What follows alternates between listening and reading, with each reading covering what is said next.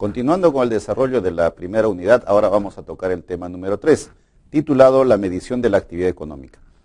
Realmente, para poder medir la actividad económica de un país, al principio de los tiempos no había una manera exacta de definir cómo debería hacerse, porque realmente es complejo y bien difícil, hasta que se desarrolló la matriz insumo-producto, que ve el input y el output, en castellano las entradas y las salidas. ¿Qué es esta matriz? Es un registro ordenado de las transacciones entre los sectores productivos, orientados a la producción de bienes para la demanda final, así como bienes intermedios que se compran y se venden entre sí. Sobre estos dos términos, tanto los bienes finales como los bienes intermedios, ya conversamos en el tema anterior. Recuerdan que hay una determinada producción que es para el consumo final, o definitivamente están para ya consumirse, y otra que sirven de partes para otro producto. En ese momento les comentaba el caso de las llantas, que son consideradas, las llantas de un vehículo, que son consideradas en ambos casos, ¿no? Cuando van a reemplazar a un neumático que se está usando es producto final, pero cuando forma parte de un vehículo, simplemente es un vehículo, no se vende como llantas, se vende como vehículo. De esta manera, utilizando esta matriz, podemos ilustrar la interrelación entre los diversos sectores productivos y los impactos directos e indirectos que tiene sobre estos un incremento en la demanda final. Así, la matriz insumo-producto permite cuantificar el incremento de la producción de todos los sectores, derivado del aumento de uno de ellos en particular. ¿Qué es lo que pasa acá? Cuando nosotros desarrollamos una matriz, o cuando, mejor dicho, cuando en la economía manipulamos un determinado sector, generamos el incremento en un sector determinado, este incremento tiene un efecto multiplicador en los otros, porque en la economía no es un hecho aislado. Por ejemplo, si nosotros manipulamos o incentivamos el sector construcción, por ejemplo, y es lo que se viene haciendo en nuestro país, nosotros tenemos un boom de la construcción, tenemos edificios en todas partes, pero ¿esto qué permite? El sector de construcción permite dar mayor empleo, la mayor cantidad de empleo a las personas. Hay más gentes que trabajan, esas mayor gente que trabajan reciben un ingreso, con ese ingreso están en condiciones de gastar más, y al gastar más necesitamos de la producción de más bienes para satisfacer sus necesidades. Eso generará que las empresas tengan que producir más. Para producir más tendrán que contratar a otras personas, y esas personas también generarán por su lado para ellos nuevos ingresos y podrán gastar otras cosas. Este es el efecto multiplicador de la economía, que seguramente ustedes ya lo han visto muy ampliamente en otros momentos. Pero es bueno recordarles que a esas relaciones que se dan acá es la que nos estamos refiriendo. Que esta matriz lo que trata de hacer es permitirnos apreciar los efectos que van a tener la modificación de uno de los sectores, o lo que pudiera darse en un sector con relación al resto. Este modelo input-output fue desarrollado por Leontiev allá en los años de 1905. Nació en el 1905 y murió en 1999. Este señor fue un economista, el cual recibió un premio Nobel en el 1973, justamente por haber desarrollado este modelo, el input y el output, ¿no? Como ayuda para resolver los problemas económicos, ya que, como les vuelvo a repetir, este modelo permite apreciar las diferentes interrelaciones que se dan entre la producción de los diferentes sectores de la economía. Bien, nosotros conocemos que en la economía de un país no solamente hay un solo sector, tenemos el sector agricultura, tenemos el sector minería, cada uno con su propia problemática, cada uno con su propia naturaleza y por supuesto con sus propios productos que hace. Todo esto vamos a ir viendo más adelante. Continuando con la matriz de insumo-producto, esta es una tabla que nos permite ver las transacciones que se dan intersectores. Y esto, ¿qué tiene como característica? Que tiene un cuadro de doble entrada, ¿no? En un lado van a figurar todo lo que son los sectores productivos en las filas y las columnas. En las filas figurarán las ventas que los sectores realizan tanto en el consumo intermedio como para la demanda final. Y así nos permitirá manejar las cosas. Los bienes y servicios destinados al consumo intermedio son los que se insumen en el proceso de la elaboración de otros bienes, mientras que los asignados a la demanda final son los que no sufren una transformación posterior durante el proceso de cálculo. Los bienes finales comprenden el consumo de las familias, el consumo del gobierno, la inversión bruta interna y las exportaciones.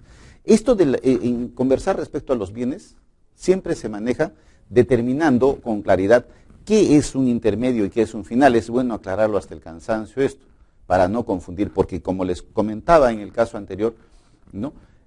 A veces sucede que no calculamos bien o nos permite tener una mala interpretación de las cifras o un mal cálculo de las cifras cuando contabilicemos dos veces lo mismo. Volviendo al problema de las llantas. Si en el Perú se producen 100 llantas y de las 100 llantas 50 se venden para el consumo, para el reemplazo de neumáticos que están desgastados, y 50 van a formar parte de los automóviles que se venden, no podemos contabilizar 100 llantas, solamente debemos contabilizar 50 en el Producto Bruto Interno y las otras se computarán dentro de las que se vendieron por los vehículos, porque si computamos las 100 por un lado y las volvemos a contabilizar por los vehículos, estaríamos contabilizando 150, cosa que no es real, solamente lo real son 100. Por eso es que hay que tener en cuenta qué es un bien intermedio y qué es un bien final. Ahora, lógicamente la suma de ambos, es decir, el intermedio y el final, de los bienes y servicios de cada sector van a representar el valor de la producción bruta. Quiere decir que cuando sumemos la cantidad de bienes intermedios y la cantidad de bienes finales, ambos de estos nos van a representar el valor de la producción bruta. Y esta es conocida como B chica BP, ¿no? Ahora, ¿cuál es la utilidad de la matriz de insumo-producto? Acá para determinar la utilidad vamos a determinarlo, vamos a explicarle en diferentes sectores y para cada tipo de personas, ¿no? En primer lugar, ¿para qué le sirve a los empresarios? Para el empresario que conoce bien el sector de actividad en donde está ubicado, los compradores de los bienes y servicios que produce, pero no conoce menos sobre el rama de la actividad de los clientes de sus compradores. La matriz de insumo-producto ofrece una descripción detallada de la ruta que siguen los bienes y servicios hasta llegar a la demanda final y le brinda la participación relativa de su empresa en el total de la determinada rama de actividad, con sus consecuentes posibilidades de expansión en el mercado. Dentro de todo este rubro al empresario le va a permitir tener una visión completa y compleja de todo lo que significa su participación en el mercado, en un primer dato. Y poder predecir o poder prever lo que pudiera pasar en el futuro en el mercado y para la toma de decisiones que él va a tener. Esa es la importancia que tiene esta matriz para los empresarios. Para las políticas de empleo, así como la matriz insumo-producto permite medir los impactos directos e indirectos en la producción como consecuencia de cambios en la demanda final, lo mismo puede decirse con respecto a las decisiones tendientes a reducir el desempleo, las cuales pueden llegar a tener una base estadística más sólida. Por ejemplo, la expansión de la actividad de la construcción, que volvemos a tocar el tema, ya sea en obras públicas como derivadas del estímulo ofrecido del sector privado, repercutirá en la actividad en sí misma, así como en todos los sectores vinculados a ella. De aquí que el efecto completo de los requerimientos de empleo directos e indirectos se pueda cuantificar cuando usemos esta matriz en cada una de estas características. Como podrán ver, el hecho de las afirmaciones anteriores se ratifican acá en decir que simplemente el hecho de que nosotros modifiquemos o demos incentivos para que un determinado sector vaya creciendo, definitivamente va a ampliar su camino hacia otros, porque la economía es una sola y afecta. Siempre yo tomo estas referencias como el cuerpo humano, ¿no? Si nosotros hacemos algo que afecte a nuestros riñones, definitivamente va a afectar a todo el organismo. Acá nosotros le damos incentivo a un sector y esos incentivos, el incremento de la producción de ese sector, definitivamente va a repercutir en un incremento del sector de los otros también. Porque como les vuelvo a repetir y valga redundancia de esto, es más ingresos en ese sector van a gastar más. Al gastar más se va a necesitar mayor producción. Las empresas para producir más van a tener que contratar a más personas y esas personas a su vez generarán nuevos ingresos y van a tener que seguir. Y así funciona nuevamente esta rueda. Ahora, también también nos permite apreciar las proyecciones de comercio exterior. En circunstancias en que la balanza de pagos impone restricciones a la política económica, el nivel de importaciones puede ser correctamente determinado a través de ejercicios de insumo-producto. De esta manera se puede obtener la demanda directa de importaciones, así como la demanda indirecta de todos los sectores involucrados, directa o indirectamente. A la vez, otra de las aplicaciones convenientes de la matriz insumo-producto consiste en el análisis entre las exportaciones y los insumos directos e indirectos que requieren algunos de los cuales pueden ser importados. Cuando nosotros analizamos o trabajamos una matriz insumo-producto, nosotros vamos a poder ver qué cantidad de productos son importados y a qué sectores están yendo. Entonces, de esta manera podremos ir prediciendo cómo es que nosotros podemos manipular esas importaciones o podemos reemplazar esas cantidades que se importan con productos nacionales, ya que tenemos que tener en cuenta que es importante para el país exportar más de lo que se importa, porque ese es un buen indicador de que nosotros, o como país, estamos avanzando en cuanto a un aspecto económico. Ahora, también ahora hay que modernizarse, porque ahora es importante el análisis de la energía y del medio ambiente. ¿Por qué? Porque nosotros estamos en una época donde tenemos que ver la mejor manera de mantener un ecosistema adecuado. El mundo se está deteriorando, y ya lo estamos viendo todos los días. Esta matriz también nos ayuda a esto. El análisis de la energía se puede hacer calculando el contenido energético de los diferentes productos en la demanda interna y al final, y con ello las necesidades directas e indirectas de energía, los cuales se expresan en términos físicos o en términos de valor, como matrices energéticas. Por otro lado, para el análisis del medio ambiente, el método insumo-producto permite la determinación de las fuentes directas e indirectas de contaminación, al relacionar datos sobre las emisiones en términos físicos con los otros insumos producto. De esta manera se puede calcular el contenido de contaminación de la demanda final.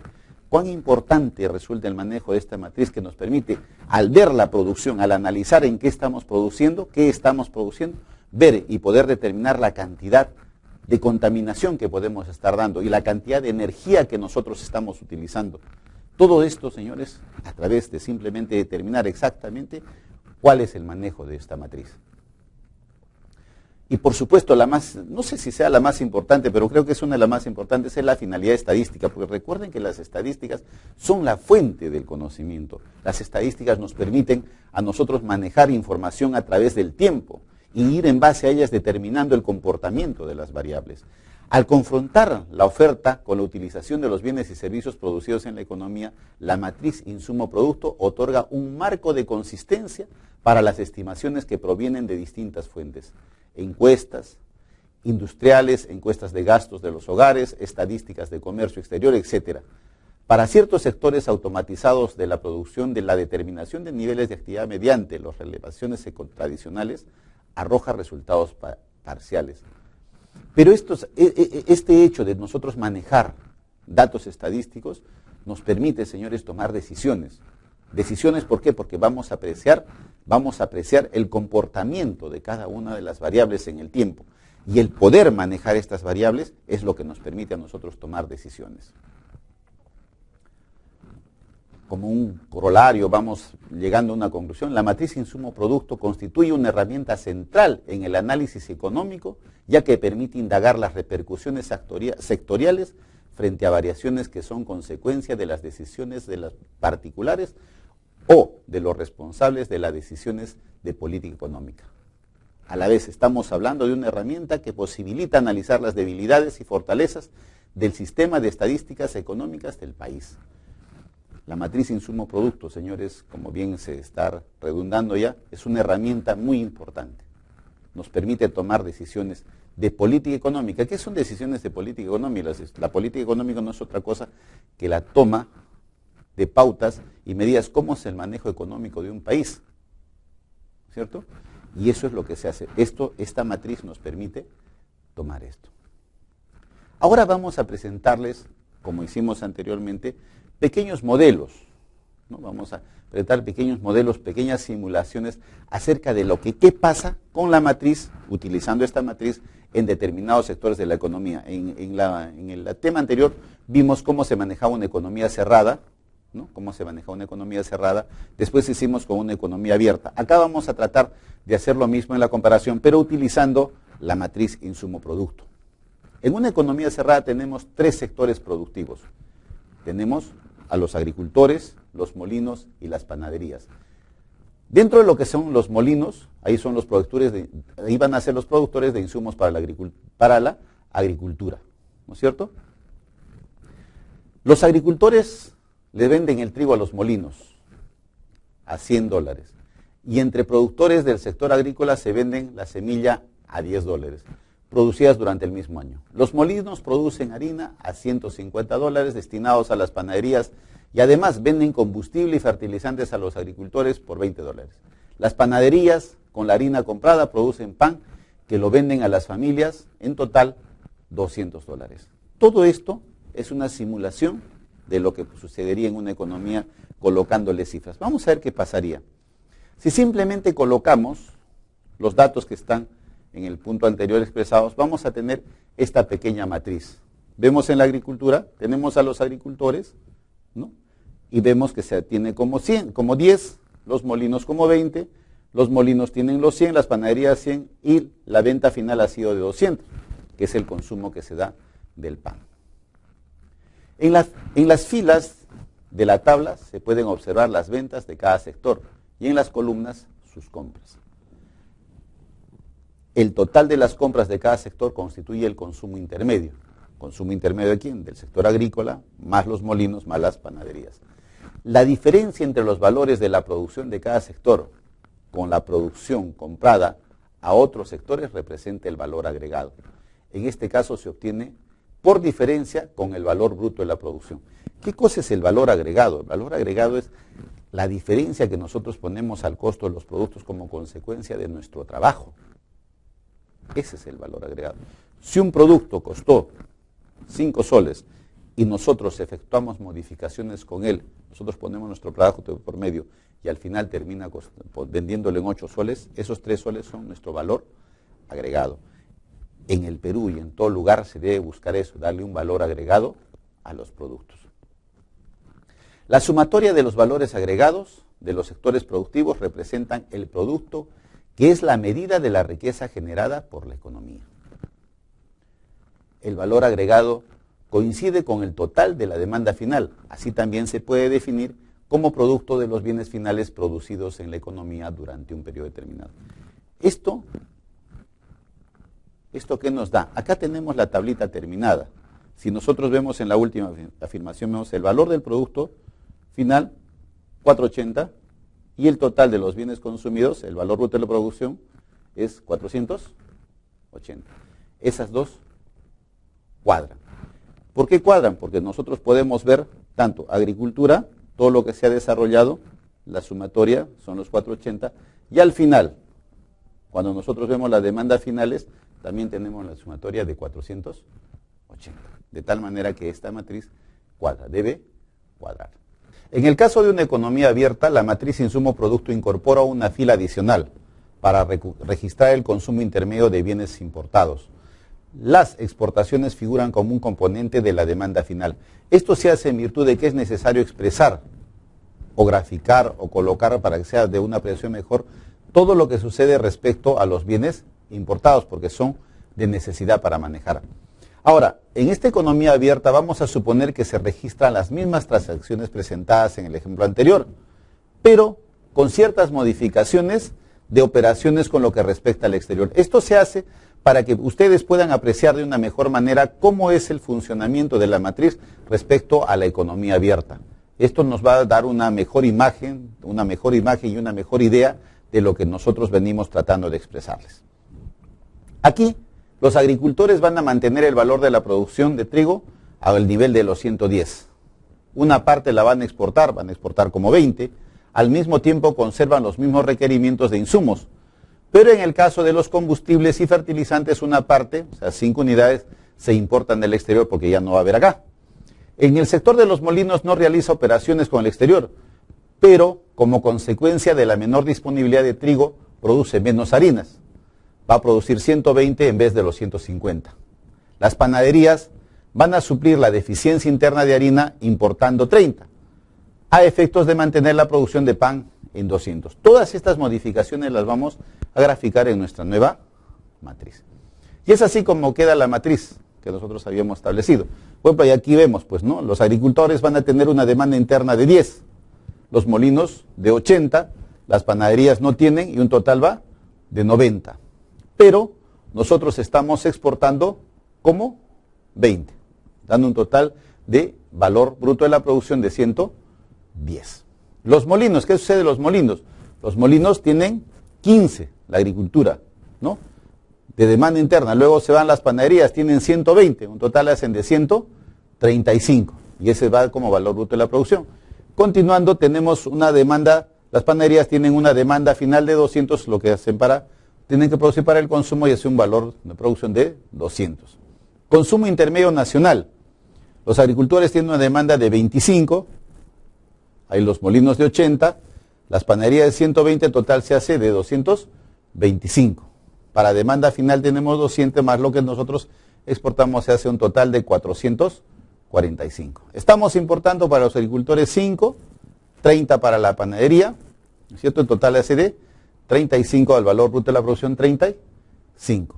Para el consumo nosotros tenemos 30, 80, 150, al final tenemos 445 que cuadra con la columna de abajo. Tenemos igual valor agregado, 185, 185, y la matriz está totalmente cuadrada.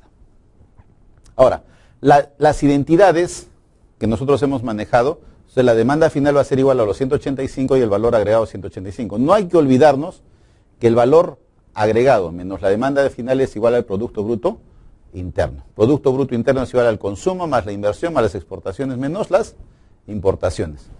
En la matriz que hemos manejado, 200 más 0 más 20 menos 35 hacen los 185 que nosotros tenemos marcado. Gracias.